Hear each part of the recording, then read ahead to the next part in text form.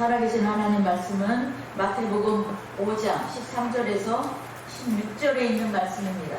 마태복음 5장 13절에서 16절에 있는 말씀입니다.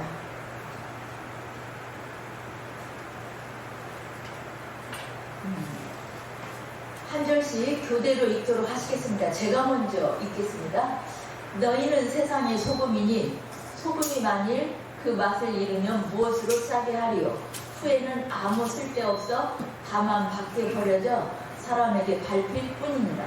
너희는 세상의 빛이라 산 위에 있는 동네가 숨겨지지 못할 것이요 사람이 등불을 켜서 말 아래에 두지 아니하고 등경 위에 두나니 이러므로 집안 모든 사람에게 비치느니라.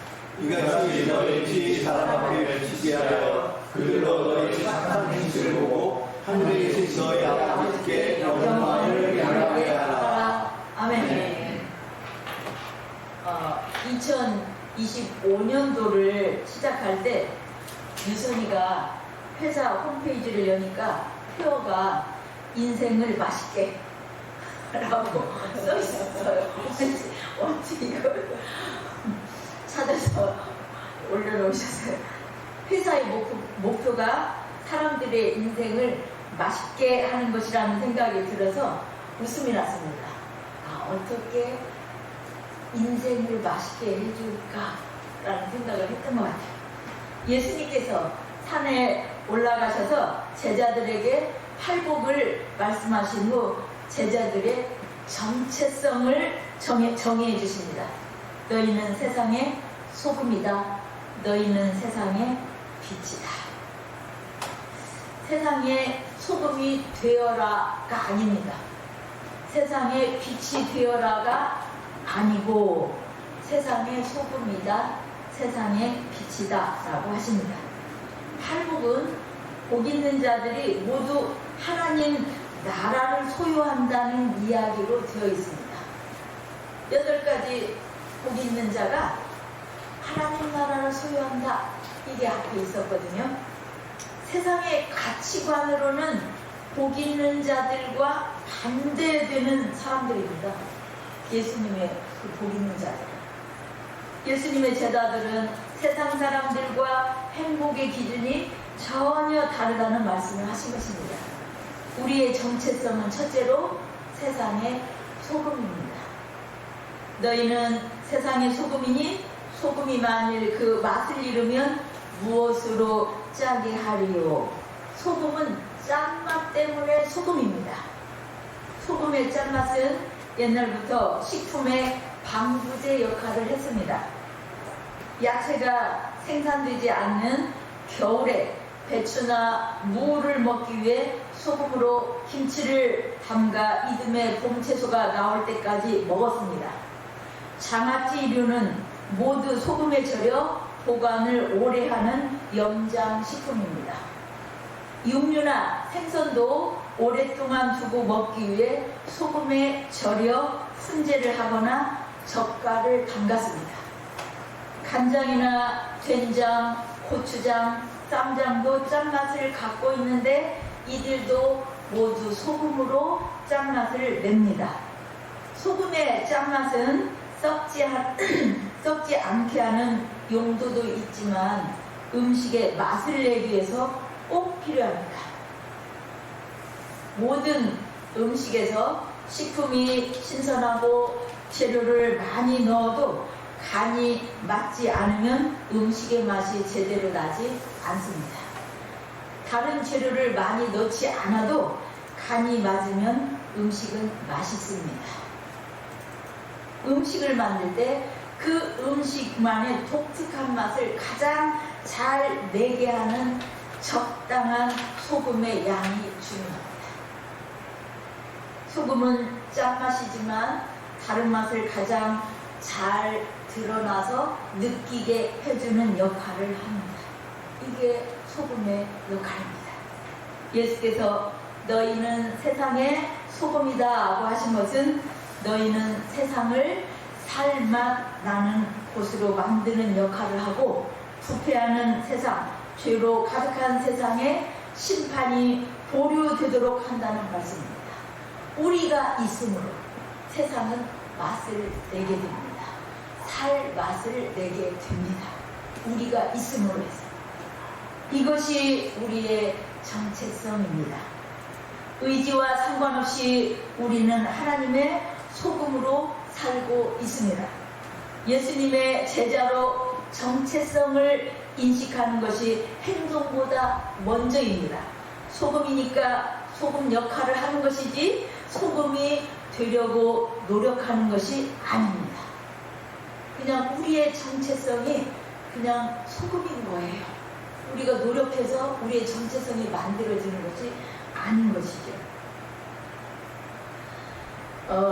예수님의 제자는 가치관과 행복의 기준이 세상과는 전혀 다르게 살아갑니다. 사업을 할 때 정직하면 망한다고 합니다. 여기 사업하시는 분도 오셨는데요. 세상 사람들은 정직하게 사업하면 사업이 망한다고 해요. 성도들이 사업을 하는 목표는 무엇입니까? 돈을 잘 버는 것이죠. 그런데 돈을 버는 것보다 정직한 것이 더 중요한 목표입니다.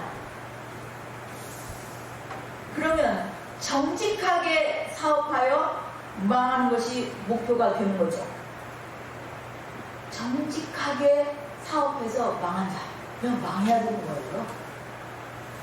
세상 사람들보다 돈을 더 많이 벌어서 남을 돕는 일도 하고 나도 부유하게 되는 것, 이것이 최종 목표가 아닙니다. 그리스도인들은 최종 목표가 하나님 아버지의 뜻을 구현하는 거예요. 우리의 역할은 거짓과 속임수가 한치는 세상에서 정직하게 사는 겁니다. 부패하고 썩어져가는 세상을 막는 것입니다. 두 번째로 우리의 정체성은 세상의 빛입니다. 빛은 어두움을 비추는 역할을 합니다. 하나님께서 천지를 창조하실 때 땅이 공허하고 흑암이 깊음 위에 있었습니다. 흑암이 먼저 있었어요. 하나님께서 빛이 있으라 명하심으로 빛과 어두움이 나뉘고 낮과 밤이 생깁니다. 빛이 생기고 낮과 밤의 질서가 생기고 창조물들로 공허함이 메꾸어집니다. 빛이 있으면 어둠이 물러나고 감추어진 것들이 드러납니다.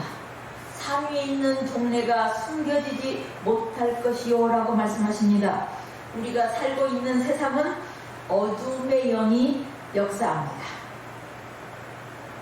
성도들은 소명에 따라서 지켜야 할 자리가 있고 그곳을 비추게 되는 빛입니다. 우리에게 그럼 빛은 무엇입니까? 이같이 너희 빛이 사람 앞에 비치게 하여 그들로 너희 행실을 보고 착한 행실을 보고 하늘에 계신 너희 아버지께 영광을 돌리게 하라고 하십니다. 우리의 빛은 뭐예요? 선한 행실입니다. 사람들이 너희의 선한 행실을 보고 하나님 아버지께 영광을 돌리게 하라. 우리의 착한 행실을 통해서 하나님의 성품, 사랑을 드러내게 됩니다. 다른 사람이 우리의 착한 행실을 보고 하나님을 이해하고 경험하게 되는 것입니다. 아브라함은 하나님의 빛을 드러내는 통로로 사용되었습니다. 창세기 21장 22절을 펴보시겠습니다. 성경책 창세기 21장 22절입니다. 찾으시겠습니다. 창세기 21장 22절입니다.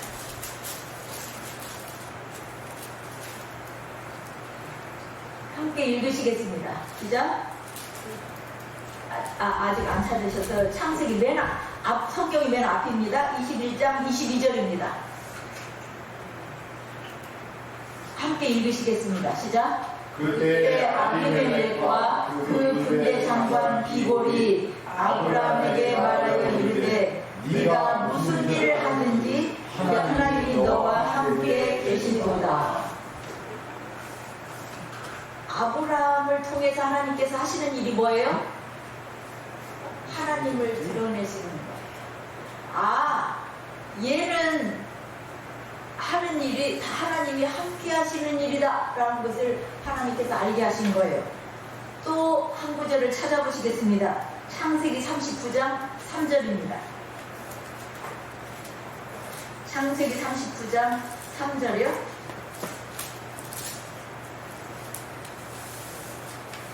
함께 읽으시겠습니다. 시작. 그의 주인이 여호와께서 그와 함께 하심을 보며 또 여호와께서 그의 범사에 평안하게 하심을 보았더라. 그 주인 보디발이 종인 요셉을 통해서 하나님께서 여호와께서 그와 함께 하시고 그 범사에 형통하게 하시는 것을 보았더라. 하나님께서 요셉을 통해서 나타내시고자 하시는 일은 뭐예요? 하나님을 나타내시는 거예요. 하나님이 함께 하시는 자라고 나타내시는 거예요. 이게 빛이에요. 하나님을 모르는 자들에게 우리를 통해서 하나님이 계심을 나타내시는 것, 그게 우리의 역할이에요. 그게 우리가 사는 이 땅에 살게 하시는 정체성이에요. 우리 정체성이에요. 그냥 우리가 있으면 하나님이 나타나시는 거예요.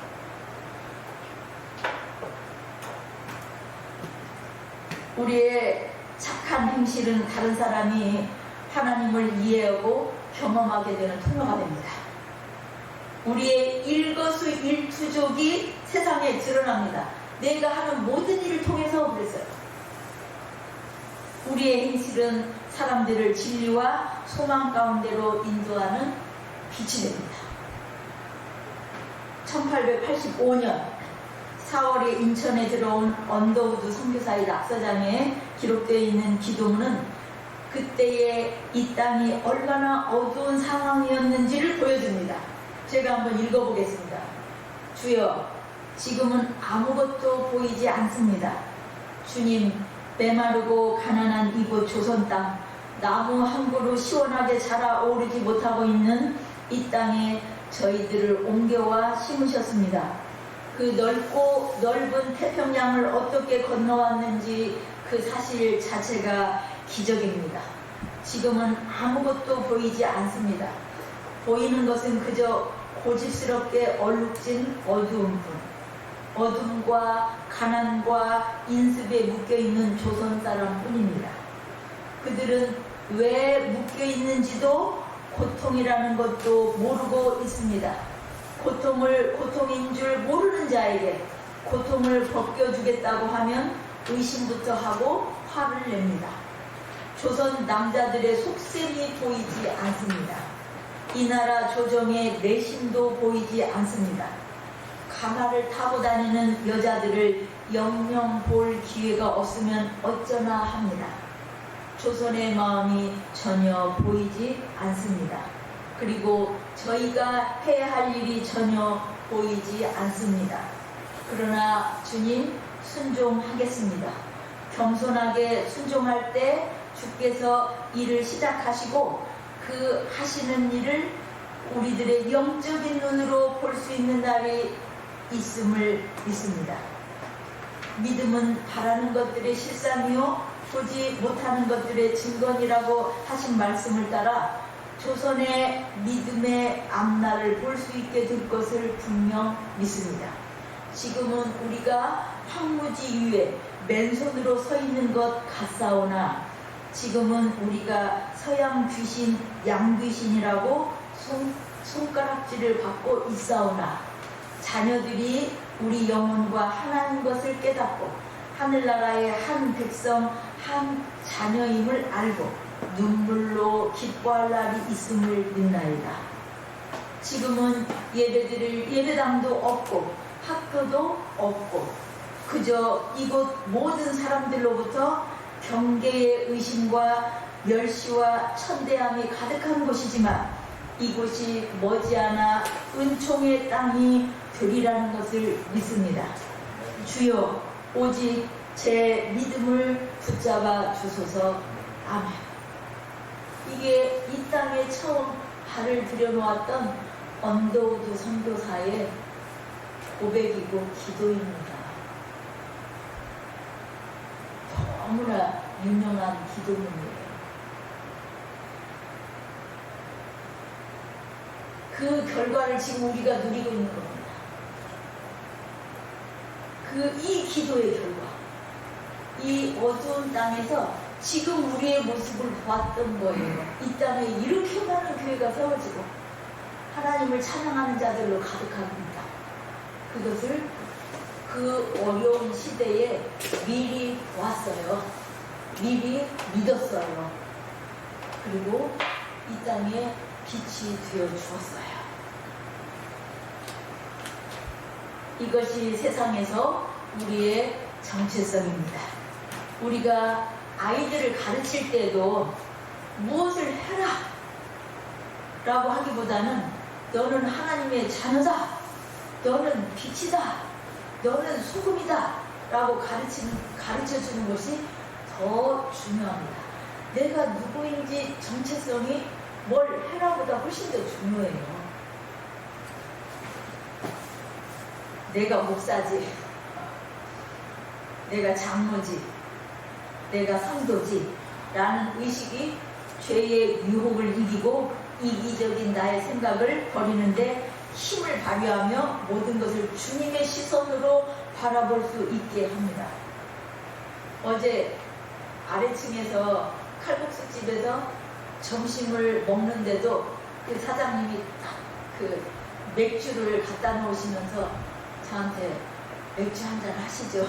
그러시는 거예요. 그런데 제가 집에서 같았으면 맛있을지도 몰라요. 그런데 거기서는 어떻게 해요? 아, 나는 목사지. 그러니까 그 말도 안 되는 소리가 되는 거예요. 전혀 유혹이 안 되는 거예요. 내가 장로지, 내가 집사지, 내가 성도지, 이 생각이 확 들어와 있으면, 그게 정체성이 먼저 들어와 있으면 그거 자체는 별로 유혹이 안 돼요. 이기심을 이기는데 훨씬 더 힘을, 능력을 발휘할 수 있어요. 그렇지 않으면 내가 이기려고 하면 계속 머리통을 굴려야 돼요. 내가 이거 이렇게 하면 손해보는데, 이거 한번 이 정직한 것 그냥 건너뛰면 어때? 이거 한번 건너뛰면 엄청나게 많은 그 돈을 벌 수 있는데, 이 유혹을 버리려면, 끊어내려면 내 머리통 굴리는 것보다 뭐가 더 강하게 들어와 있어야 돼요? 나는 하나님의 자녀로 이건 나한테 어울리지 않아 라고 마음에 들어와 있는 것이 훨씬 더 중요해요. 인식이 엄청나게 더 중요한 거예요. 내가 누구냐 이것이 훨씬 더 중요한 거예요. 그래야지만 다른 사람들의 잘못도 주님의 시선으로 바라볼 수 있게 돼요. 최근 제가 새롭게 하소서에서 사진작가 이요셉 씨의 간증을 들었습니다. 사진 작가로서 빛으로 산다는 것이 무엇일까? 사진 찍고 다니고 발표하고 전시회하고 그 매거진에 싣고 이런 걸로 돈 버는 사람 아닌가? 라고 생각할 수 있죠. 그 사람이 크리스천이라면 어떻게 빛으로 살 수 있는가를 드러내는 거예요. 그에게 사진은 언어라고 했습니다. 아름다운 꽃이나 웅장하고 독특한 경치를 찍는 것이 아니라 주로 아프리카에서 아이들이 굴렁쇠 같은 것을 가지고 달리는 모습, 흙으로 지은 집에서 해먹이라고 해요. 그물 같은 그 침대도 아닌 거죠. 거기에 딱 올라가서 세상 근심 없이 자고 있는 아이들의 모습, 그리고 지진이 일어나서 다 폐허가 된 곳에서 웃음, 아주 해맑게 웃는 아이들의 미소, 이런 것을 주로 사진에 담았습니다. 환경이 척박해도 네팔에서 지진으로 건물 지붕이 날아가고 그 대문짝만 남아있는 곳 앞에서 아이들이 너무나 해맑게 웃고 있는 모습이 아름답다고 했습니다. 작은 아이에게 한 일이 곧 나에게 한 것이라는 예수님의 말씀을 마음에 담고 노숙자 한 사람을 돕기 위해서 공공기관을 찾아다니고 이 고시원에서 안 받아주니까 자기 집에 데리고 가서 함께 살기도 하고 나중에는 고시촌을 구해서 들어가서 살도록 해줍니다. 그는 아프리카 차드라는 곳에 갔습니다. 자다가 폭우로 물벼락을 맞고 그 나라 수도가 완전히 물에 잠기게 되는 가난한 나라입니다.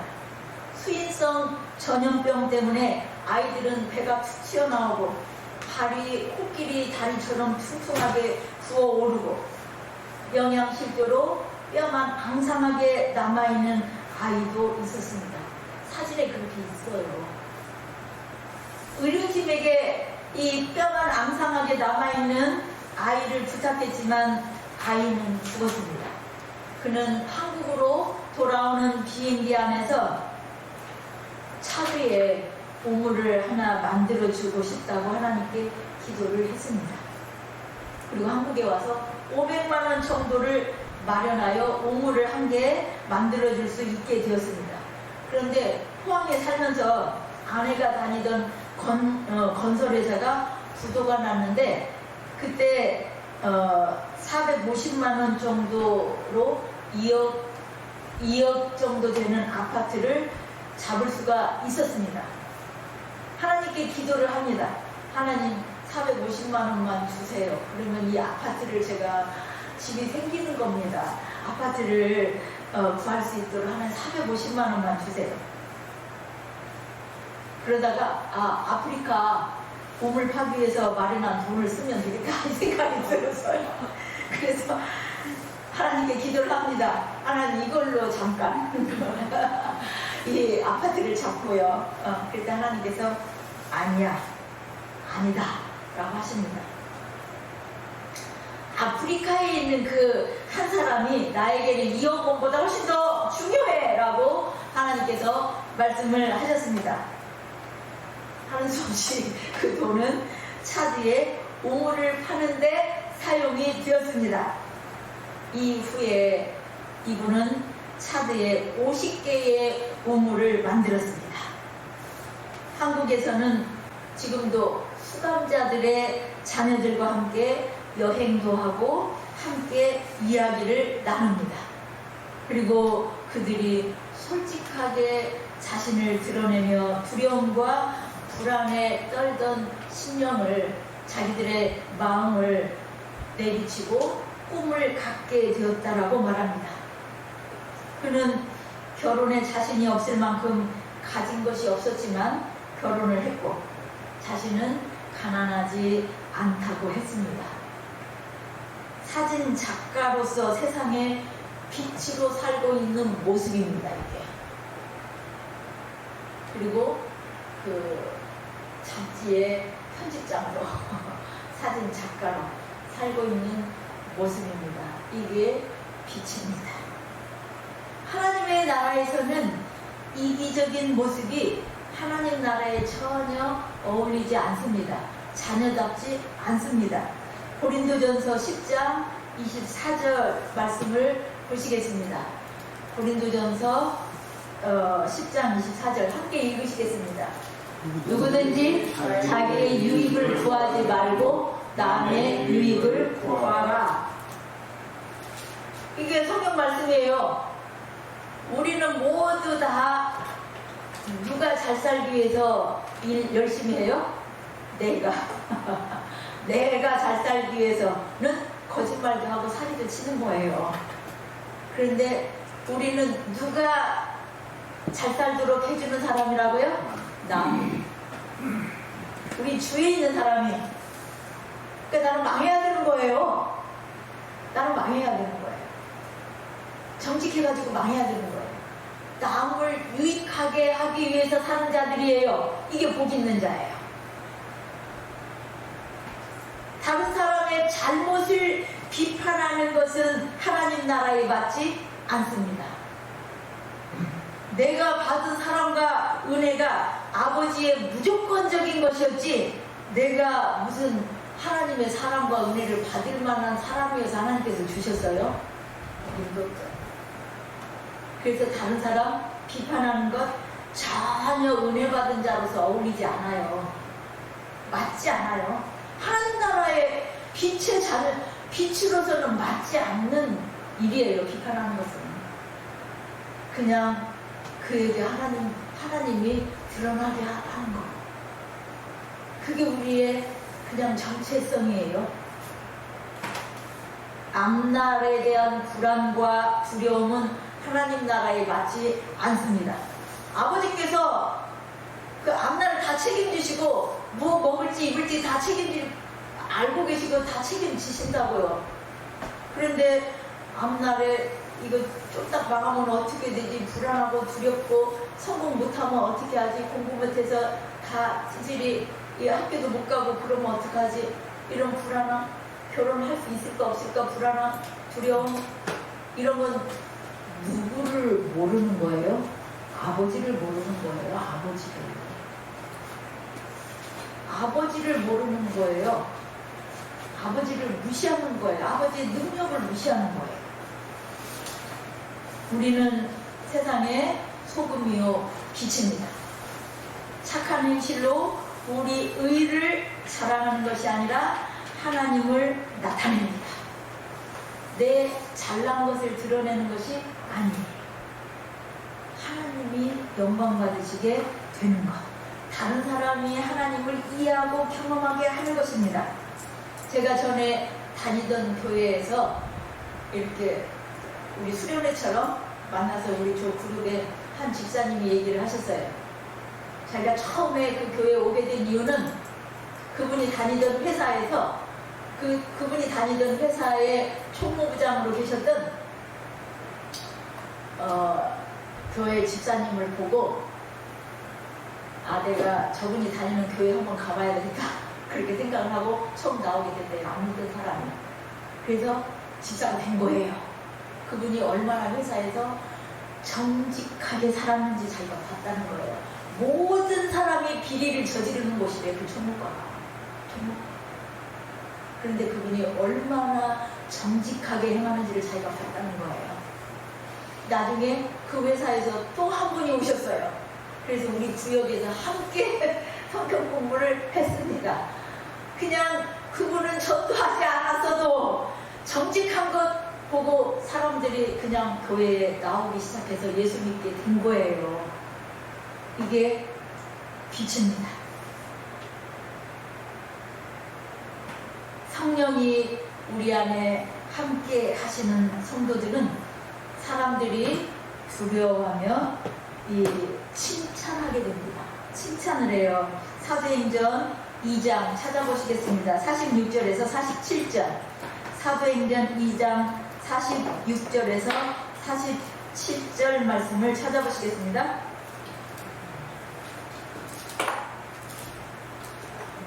찾으셨어요? 사도행전 2장 46절에서 47절 말씀입니다.